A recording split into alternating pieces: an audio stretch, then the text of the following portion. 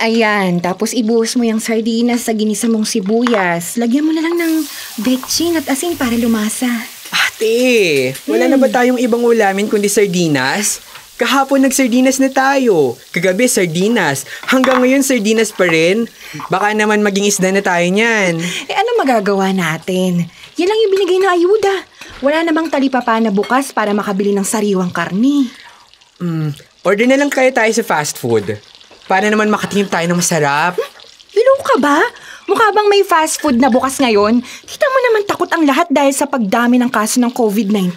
Nakakaloka naman. Kailan ba matatapos to? Malay ko. Nag-aalala na nga ako sa Kuya Paul mo eh.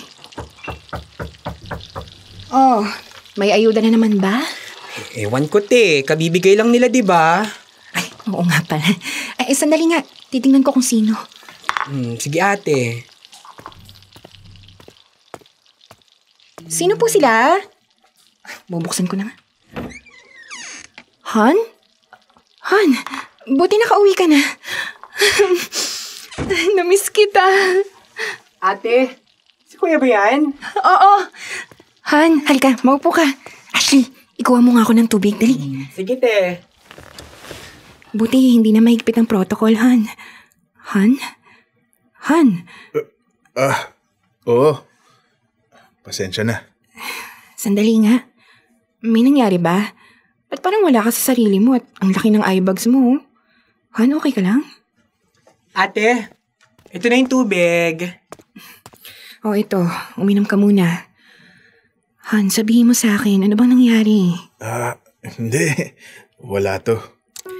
Han, kilala kita. Alam kong hindi ka uuwi ng biglaan sa trabaho mo kung walang nangyari. Han, kausapin mo ako. Mag-usap tayo.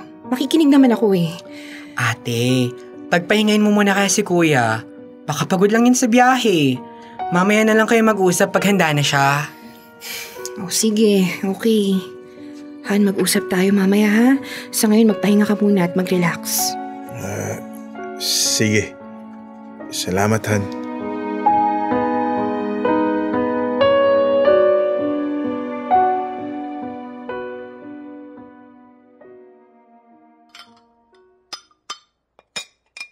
Ash! Kuya, tapos ka na ba? Uurungan ko na sana yung mga pinagkainan natin. Kunin ko na tong plato mo Oo, Ash. Sige. Salamat. Ate, maiwan ko muna kayo. Hugasan ko lang to. Oh, sige. Han, pwede na ba tayo mag-usap?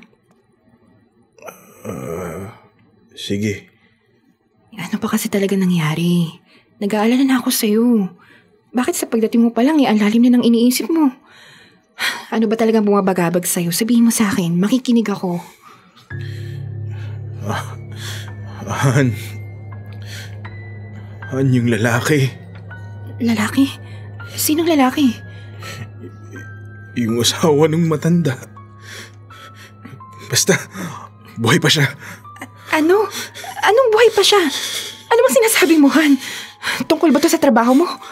Buhay pa yung lalaki na yun. Hindi lang ako yung narinig yun ni Randolph. Tapos nung sinalang namin yung lalaki, bigla na lang ano? Ano bang ibig mong sabihin, Han? Hindi ko talaga naiintindihan yung sinasabi mo. I-explain mo sa akin. Han, makinig ka! Nung araw na tumawag ka, yun din ang araw na narinig ko yung ganong sigaw. Hindi ko alam na makakaranas ako ng ganun. Han, nakakatakot. Nakakapangilabot. At hanggang ngayon, parang naririnig ko pa rin sa tenga ko yung sigaw niya.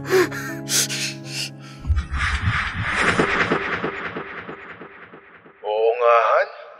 Sunod-sunod yung mga kinekremate namin ngayong araw kaya nakakapagod. Pinagbabawalan muna kasi ang paglalamay dahil baka dun pa magkahawaan. Kaya dalawa lang ang pagpipilian ng pamilya.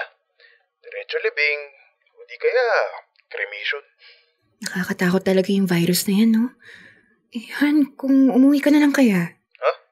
Bakit naman? Nag-aalala kasi ako. Sabi mo nga, di ba? Grabe yung bulusok ng kaso ng COVID-19. Dito nga sa lugar natin, lockdown na dahil sa takot na kumalat lalo yung virus. Han, hindi naman kami lumalabas. Safe naman kami rito. Han, kahit na. Hindi mo pa rin masasabi. Yun nga si Kuya Louie, malakas ang pangatawan nun pero nagka-COVID pa rin. At namatay. Huh? Patay na si Kuya Louie? Oo, hindi ko ba nasabi sa'yo? Nagsimula lang yun nung simpleng ubo hanggang sa hindi na makahinga. Kaya nga gusto na kitang pauwiin. Mas panatag kasi ako na nandito ka sa bahay at kasama ang anak mo. Alam mo naman na ang daming bangkay na kinikremate dyan. Hindi nga natin alam kung namatay yun dahil sa COVID eh. Han? Kasi paano na lang kung magkasakit ka? Natatakot ako. Oo, kita mo to. Nagsusuot naman kami ng PPE bago namin hawakan ng mga patay. Basta walang mangyayaring masama, okay? Magdasal na lang tayo na hindi ako mahawaan. Ano pa nga ba? Han, huwag ka nang malungkot dyan. O sige, ganito na lang. Kapag lumuwag na yung mga protocol, uuwi ako agad at magbabakasyon dyan, okay? Okay.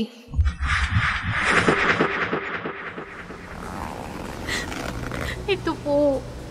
Siya po ang asawa ko. Naku ma'am, sorry po pero puno na po ang crematorium. Po. Masyado na po kasing marami ang bilang na i-cremate namin. Hindi na po kaya ng operator namin. Kaya pasensya na po. Hindi na namin matatanggap ang asawa ninyo. Sir, pakiusap po.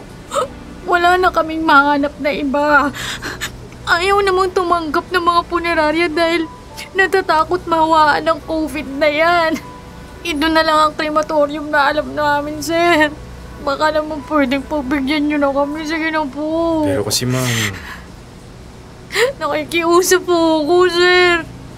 Kunin niyo na yung asawa ko, sir. Sige na po, maawa kayo sa kanya. Hindi na siya mabigyan ng maayos na kalinga sa ospital na pinagdala namin. Baka naman pwedeng kahit abo na lang siya. Mabigyan man lang namin siya ng maayos na lamay, sir. Okay, sige po. Kami na po ang bahala. Tatawagan na lang po namin kayo kapag nakahanda na yung abo. Naku, maraming salamat, sir. Asawa ko, nandito ka muna, ha? Sila nang bahala sa tabi mo. Mahal na mahal kita. Sir, mauna na po muna ako, ha? Salamat po talaga, sir. Okay po, ma'am. Bagong trabaho na naman. Oh, may bagong dating na naman. Oo eh. Nakiusap yung babae. Wala raw tumatanggap sa kanila. Makakaawa naman kung tatanggihan ko pa. Mukhang pagod na siya eh. Ano ba naman yan? Wala na tayong pahinga. May 5 pa tayong i-cremate oh. Nakakapagod naman ng araw na to. Kaya nga eh. Hindi na kasi dumadaan sa mga funerarya. Kaya dito na ang bagsak nila. Tayo talagang pinaka-busy ngayong pandemya. So, paano ba yan? Ikaw nang bahala dyan ha. Kaya mo na siguro yan. Oo, kaya ko na to. Tapusin na natin to para makapagpahinga na. Patulog na lang akong tanggalin tong cadaver bag para maayos na yung labi ng manong. Okay, sige. Dear love, maayos namang nakaremate ang mga naunang bangkay dahil na rin sa pagsasalita namin ni Randolph sa pag-ooperate. Pero pagdating sa katawan ng lalaking tinanggap namin, ay nag-iba na ang ihip ng hangin. Madali ko naman siyang naipasok sa chamber dahil maliit lang naman ang katawan nito. Pero nung sinimulan ko ng isara ang chamber at buksan ang burner, doon na nagsimula ang lahat. Tol, naka-ready na? O tol, bakit? Oo, okay na. Naisara ko na rin ang pinto ng chamber. Pwede nang iyon ang control panel. Okay. Bubuksan ko na tong burner ha. Oo, sige. Ready na. Oo, ayan. Nakabukas na. Pwede na tayong magpahinga. Ay, nakatapos rin sa wakas. Teka, ano yun? Sigaw ba yun? Oo nga no. Sa chamber yan ah. Diyos ko, buhay pa ba yung lalaking pinasok natin?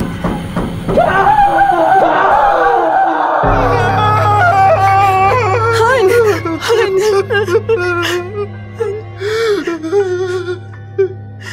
Tunay bang buhay pa siya sa loob ng chamber? Guni-guni lang namin yun. Yung mga kalampag at ayaw na naririnig namin sa loob. Hindi ko rin alam, Han, pero paano nangyari yun? Parang ang hirap paniwalaan. Baka naman nagkamali lang kayo. Hindi pa nila siniguro kung patay na talaga yung lalaking yun bago dalhin sa inyo. Hindi ako sigurado, Han.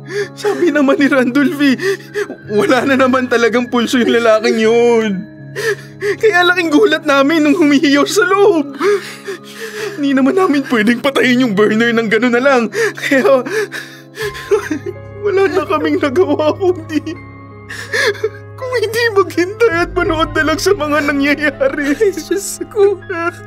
Hindi ko alam, Han, kung totoo man yan. Hindi ko alam kung anong magiging reaksyon ko. Han,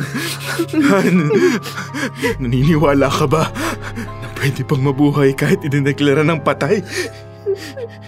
Siguro ganun ang nangyari sa kanya. Na hindi pa niya talaga oras pero dahil madalian lang ginawang cremation kaya tuluyan siyang nasunog ng buhay. Nasunog siyang buhay.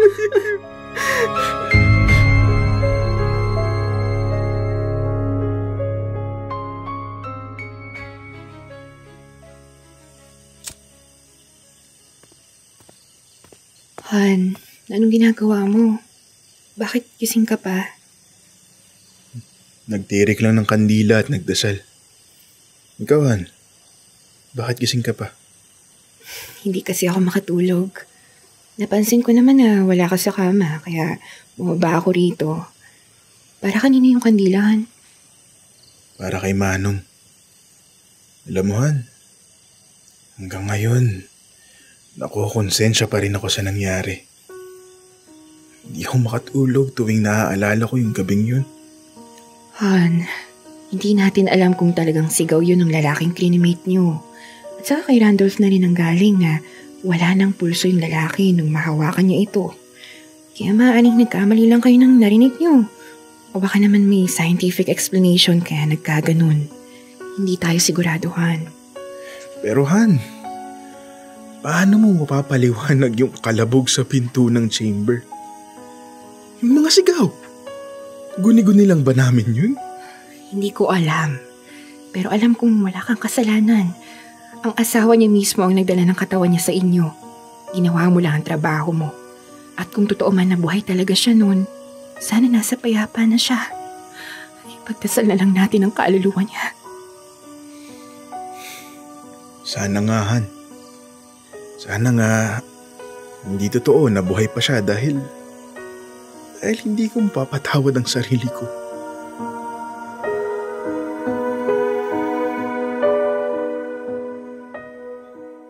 Dear love, alam kong pinapagaan lang ni Lorraine ang loob ko.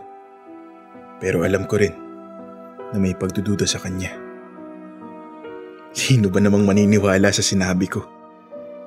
Ang alam ko, nangyayari lang ito sa ibang bansa dahil sa paraan nila kung paano aayusan ang mga namayapa. Pero ibang usapan na nung ako mismo ang nakaranas ng nakakatromang pangyayaring yun. Alam ko ang narinig ko. Sana nga pagod lang ako nang mangyari yun dahil hindi ko gustong makapatay ng tao.